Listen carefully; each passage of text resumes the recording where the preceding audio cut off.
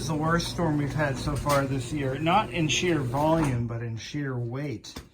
This is the heaviest snow I have ever run the snowblower through so far. It is melting as I'm snowblowing. Usually snowblowers like to bog down and choke and clog up. But not the Toro 824OE. Oh no. No. This thing just says, give me more, give me more. Not enough, give me more. I'm very pleased with this machine. This is now 3 years old. And I've been getting a lot of questions on this machine from the videos that I've already put up. So I thought I'd do a little update now that we got this really gnarly snowstorm. And again, not in volume, but in height. It's one of the biggest storms that I've encountered since moving here. I mean, it's not the biggest storm we've had by far, but it's definitely one of the most difficult because of the just the heavy wetness of the snow. So a couple of things I want to point out. This machine would benefit from chains. So if you buy one of these machines and you see a lot of storms like that where you live, definitely consider tire chains. And I will be ordering a set very shortly. I should have did the tire chains when I bought the machine, but I didn't think I needed them. But as you could clearly see, as I was going through that that berm that the plow left me, the plow managed to narrow the street by about 2 feet. So I wanted to at least take care of the section in front of my house, so at least we have a little more parking space when people come over to visit. So what can I tell you? I mean, this thing is it is a force to be reckoned with. I would say this engine's about an 8 horsepower motor.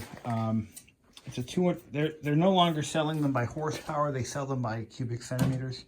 It's a 252 cc, which it feels to me like an 8 horsepower motor, which is pretty typical for a machine of this size.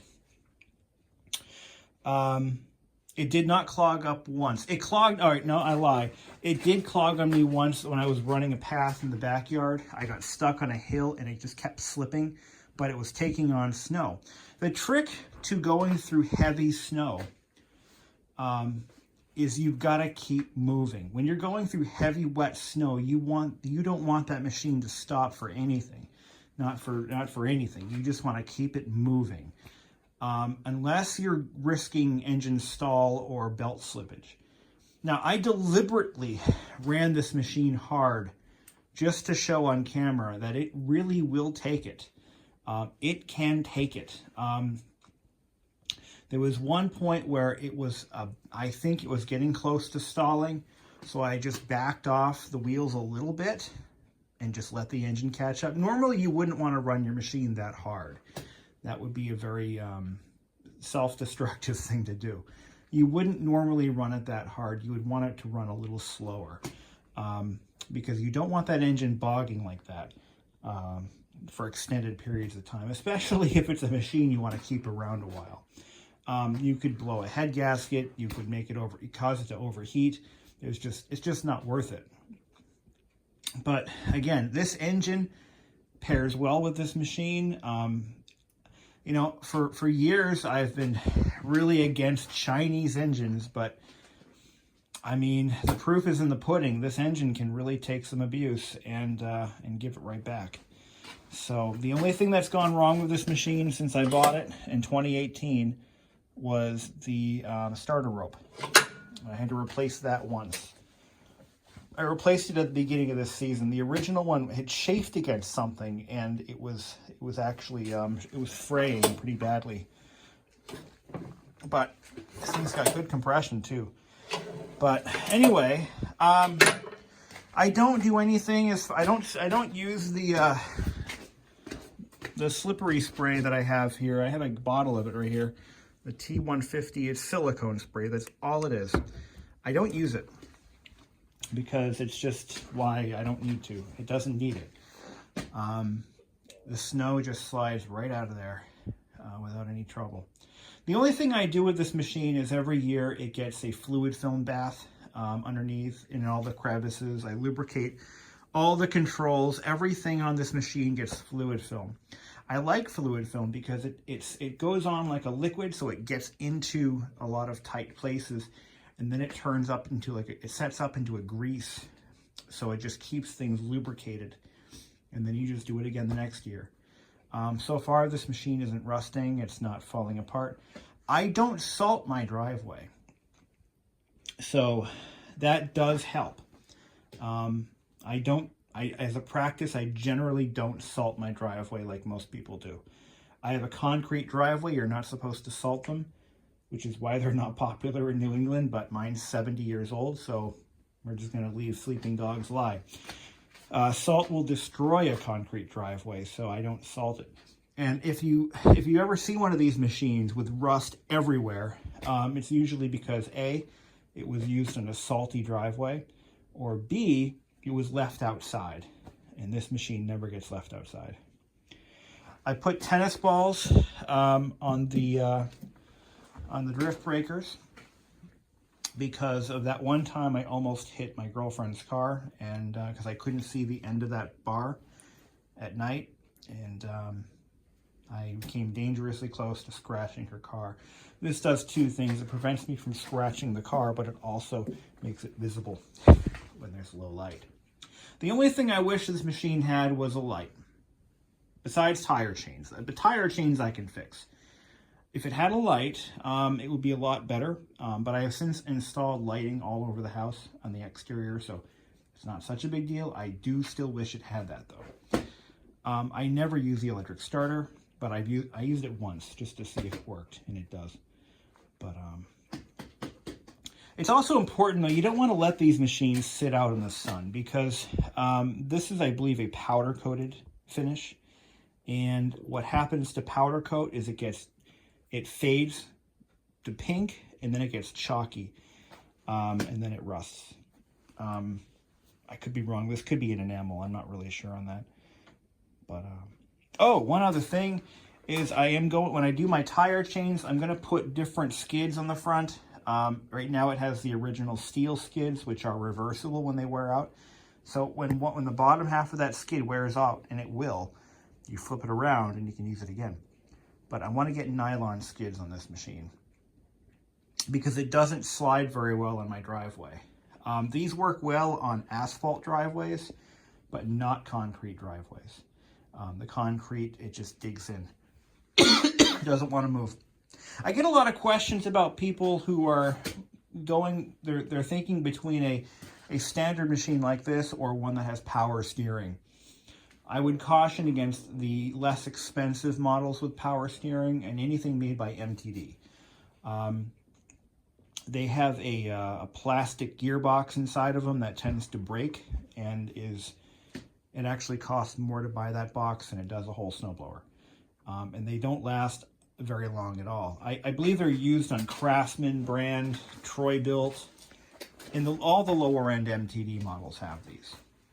Now the pandemic has, but anyway, to get back to that, steering this machine isn't hard at all. You just have to will it into the direction you want it to go. Snowblowers for decades were built this way, and people use them anyway. It's not designed to handle like a race car. It does take a lot of muscle to move these, I will admit.